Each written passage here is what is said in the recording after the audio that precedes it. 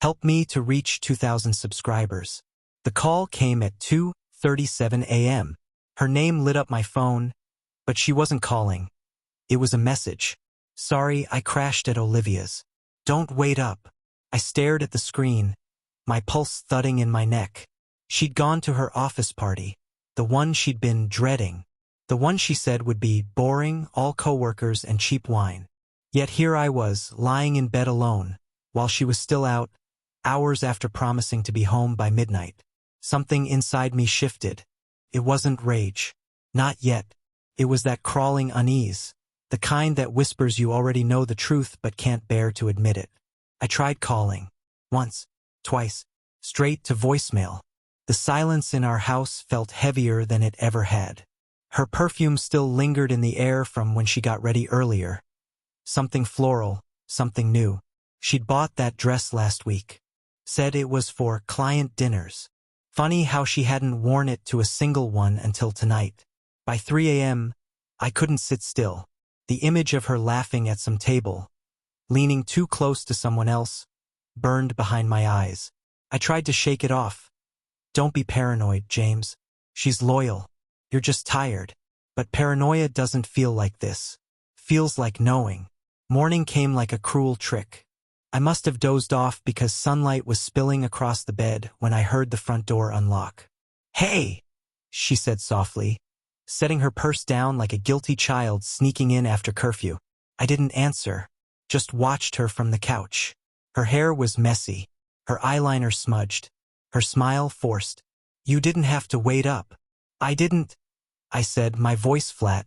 You didn't come home. She hesitated, eyes darting to the floor. I told you I stayed with Olivia. We had too much to drink. It wasn't safe to drive.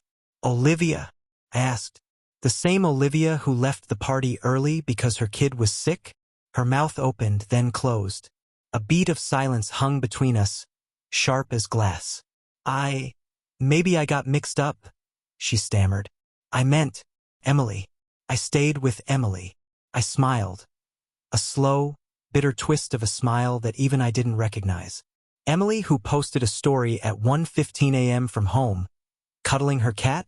Her face went pale. I checked, I said quietly, because something didn't sit right. You said you'd be home by midnight. Then suddenly you weren't answering. So yeah, I checked. Her lips trembled. You're overreacting. I'm not reacting, I said, standing up. I'm listening. You just keep talking. She swallowed hard, her hands trembling slightly as she brushed her hair behind her ear. James, please. It's not what you think. I think, I said slowly, that you went somewhere else last night, with someone else. Tears welled in her eyes, and for a second, I thought she might tell me the truth. But instead, she shook her head and whispered, I can't do this right now. She turned and walked upstairs. That was the moment something broke inside me. Not from anger, but from the cold certainty that I was being lied to. All day she acted normal. Coffee, laundry, smiles that didn't reach her eyes. I played along too. I kissed her on the forehead when I left for work. But I didn't go to work. Instead, I drove back to her office. The janitor was friendly enough. Said the party had ended around 1 a.m. Everyone left together except her and that guy from marketing. Mark, I think. The one with the beard. They took an Uber. I nodded, pretending I didn't already know where that led. At noon, I walked into her office. She looked up, startled, when she saw me. James? What are you doing here? I was nearby, I said, smiling faintly. Thought I'd bring you lunch. Her coworkers smiled politely as I placed the paper bag on her desk. She fumbled a thanks, clearly uncomfortable. When I leaned in to kiss her cheek, I noticed the faintest bruise along her collarbone. A purplish mark that makeup couldn't fully hide. My chest went hollow. I whispered, We'll talk tonight. She didn't come home early that evening either. By the time she walked through the door at 9, I was sitting at the dining table with 2 glasses of wine and my laptop open. Sit, I said softly. She froze. What is this? Your Uber history, I said. You shared it with me years ago for safety, remember? Her eyes darted to the screen. The ride from her office to a hotel, timestamped 1:17 a.m. Her breathing hitched. James, please. Just tell me the truth. Tears fell freely now. It was one time. I swear to God. It meant nothing. The words echoed, meaningless and cruel. One time, I repeated, my voice trembling. You came home at dawn smelling like him. You lied right to my face. That wasn't a mistake. That was a choice. She reached for me, but I stepped back. I didn't plan it, she whispered. He was there. I was drunk. I was stupid. No, I said, cutting her off. You were lonely, maybe even angry, but don't pretend it was an accident. For a long time, we just stared at each other, two strangers in the home we built together. Finally, I said, I would have forgiven a lot. Distance, doubt, even disinterest. But this, her lips quivered. What are you going to do? I smiled faintly. Make sure you regret it.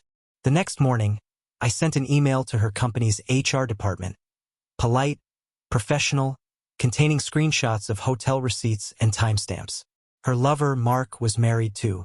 By noon, the office buzzed with scandal.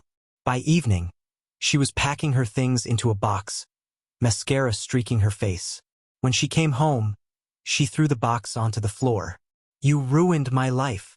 I stood by the window watching her fall apart. No, I said quietly. You did that yourself. Her sobs filled the room, but I felt nothing. Just the slow fade of a love that once felt unbreakable. That night, she tried to explain again. How she'd felt unseen. How she'd wanted to feel wanted. Maybe part of me understood. But it didn't matter anymore. Understanding doesn't erase betrayal. Before she left, she looked at me one last time and whispered, You'll regret this too. Maybe I will. But not tonight. Because tonight the house is quiet. And for the first time in months, I can finally breathe.